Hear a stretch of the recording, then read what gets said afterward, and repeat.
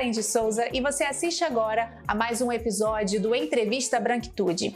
A população brasileira é formada por 47% de pessoas brancas e neste grupo existem diversas branquitudes. Hoje a gente vai focar em duas delas na conversa que teremos com o professor Lourenço Cardoso. Oi, professor Lourenço, muito obrigada por estar com a gente aqui no Conexão. Eu que agradeço, é um prazer estar com vocês. Professor, eu gostaria então de começar te perguntando o que é a branquitude acrítica? A branquitude acrítica seria a branquitude de brancos de grupos neonazistas, grupos da Ku Klux Klan ou Neo-Ku Klux Klan. Eu pensei esse conceito em meados de 2008, quando eu estava escrevendo a minha dissertação de mestrado. E por que eu pensei isso?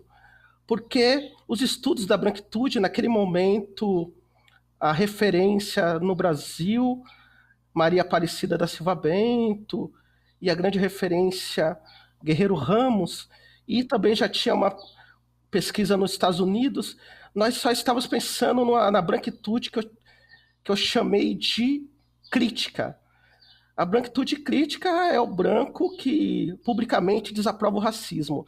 E essa branquitude acrítica desses grupos neonazistas, desses grupos da Ku Klux Klan, eu pude perceber na Europa, com a candidatura do Le Pen, eles estavam chegando no poder, estavam concorrendo à presidência da República. Quando eu pensei nessa branquitude acrítica, eu havia esquecido da história do Adolfo Hitler. Adolfo Hitler ele tentou um golpe de Estado, mas ele chegou ao poder através da democracia. Então, essa branquitude acrítica, esse branco de ultradireita, estava chegando no poder e nós não sabíamos nada sobre ele e ainda sabemos muito pouco. Quem é que tem informações sobre eles? Quem tem informações sobre eles são os policiais. O Spike Lee recentemente fez um filme sobre essa branquitude acrítica que eu mencionei. Que é o Infiltrado na Clã. Exatamente. É um filme Exatamente. interessantíssimo mesmo, né? E assim, professor, essa branquitude acrítica, ela ganhou força e um pouco mais de visibilidade, talvez pela facilidade que a internet traz? Exatamente. Aliás, eu apontei isso também em 2008, só que nós estamos em 2020, a internet ficou cada vez mais poderosa. No primeiro momento, a branquitude acrítica, ela se manifestava através do anonimato da internet. A branquitude acrítica, ela ficava no ambiente virtual. Com o governo Trump, com a eleição de Trump há 4 anos, o Trump é considerado um político de ultradireita por cientistas políticos estrangeiros e por cientista político brasileiro, como é o caso do Luiz Felipe de Alencastro. Então, com Trump, ele falou para esse público da branquitude acrítica, esse público de ultradireita, que é a sua base eleitoral, e após o governo Trump, isso também percebe essa influência na América Latina, essa branquitude, esses brancos de ultradireita ficaram cada vez mais ousados e decidiram sair do espaço virtual para o espaço de carne e osso. Ocorreu um evento lá nos Estados Unidos, numa cidade, se não me falha a memória, é Charlottesville, em 2017, em que brancos de ultradireita saíram para se manifestar no espaço da praça pública e nisso entraram em brigas de fato com negros e brancos antirracistas. Então foi um momento que marcou quando essa branquitude acrítica saiu do espaço virtual para o espaço público, para o espaço de carne e osso. A questão, isso também ocorre no Brasil? Podemos dizer que em meados de 2013 houve exemplos disso, e neste ano houve exemplos disso, e foi o STF que agiu, não necessariamente o STF como um todo. Notou-se que o presidente do STF foi tímido, mas o ministro foi mais incisivo para tentar conter a manifestação dessa branquitude acrítica. O Supremo Tribunal Federal autorizou nesta segunda-feira a prisão de 6 suspeitos por manifestações consideradas antidemocráticas contra o próprio Supremo e o Congresso Nacional. Entre os detidos pela Polícia Federal está a líder de um movimento de extrema-direita no Brasil, conhecida como Sarah Winter. No final de semana, o grupo autodenominado 300 do Brasil teve o acampamento desmontado na frente da esplanada dos ministérios em Brasília. O grupo também tentou invadir a sede do STF e lançou explosivos contra o prédio. A gente quer falar de 2 tipos de branquitude hoje, né? Falamos então agora da branquitude acrítica e eu quero te perguntar, quem é e o que é a branquitude crítica? A branquitude crítica, eu criei esse conceito junto com o conceito branquitude acrítica, são a maioria dos brancos no Brasil. Os brancos, de maneira geral, dizia publicamente: eu desaprovo o racismo, eu não sou racista, eu sou contra o racismo. Aí na minha pesquisa de doutorado, pude perceber que muitos que desaprovavam o racismo publicamente, nos seus espaços particulares, nos ambientes íntimos, eles aprovavam. Então era uma atitude hipócrita.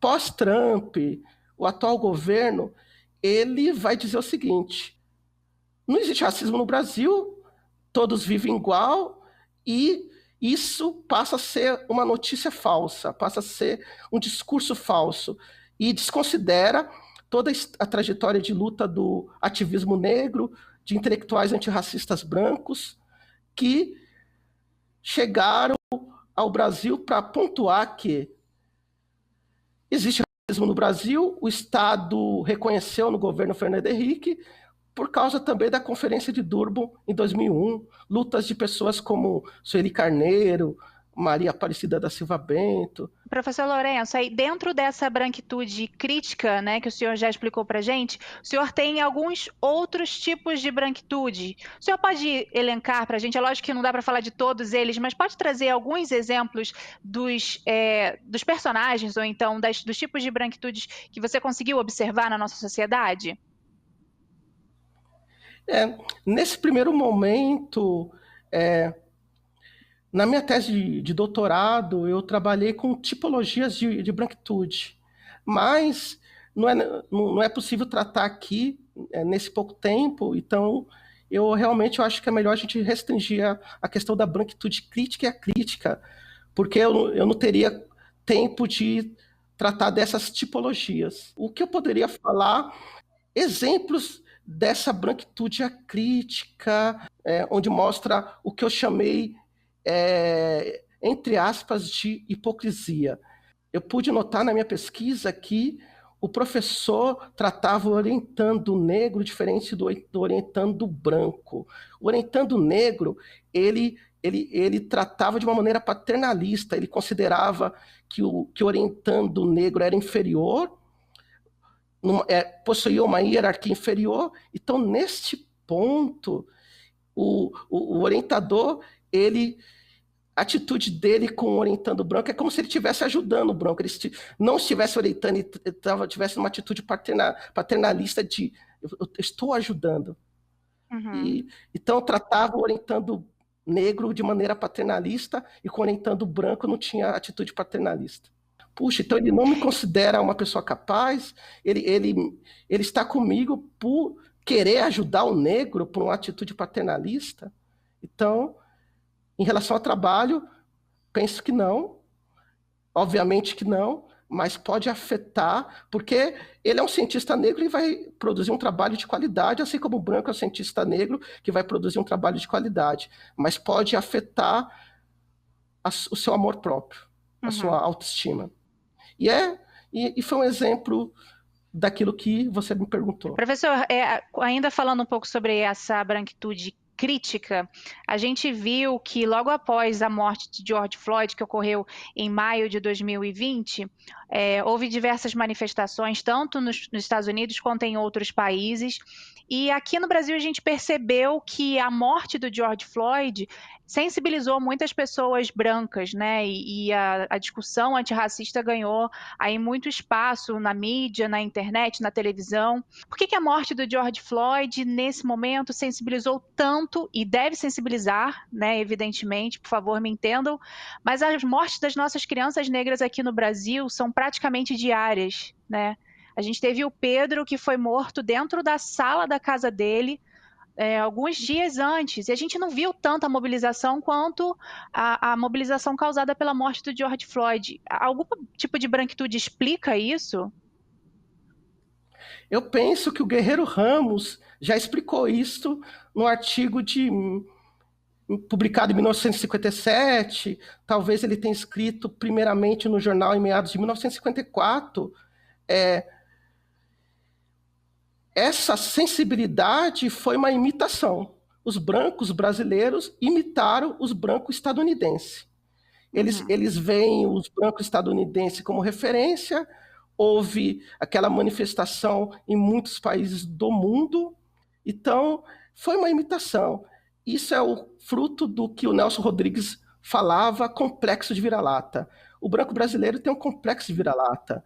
E nesse assunto, notou-se uma, digamos, sensibilização dos brancos de esquerda e de direita, mas podemos notar que poucos dias depois, ou uma semana depois, tanto branco de direita quanto branco de esquerda, acho que cansaram dessa sensibilização e praticaram o racismo institucional, o racismo estrutural contra um ministro que foi indicado pelo atual governo. E essa forma de tratamento é o que eu estou indicando, é que eu estou argumentando que significa uma prática de racismo estrutural e prática de racismo institucional. A imprensa praticou o racismo institucional.